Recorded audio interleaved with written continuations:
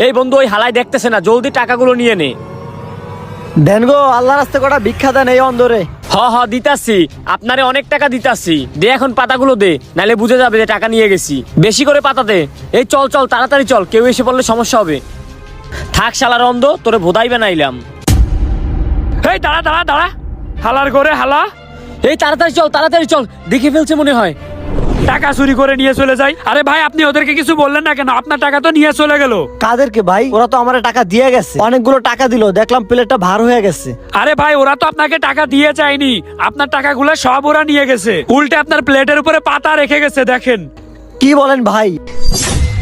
আয় হায়, আমার সব টাকা নিয়ে চলে গেল। আল্লাহ তোদের বিচার করব।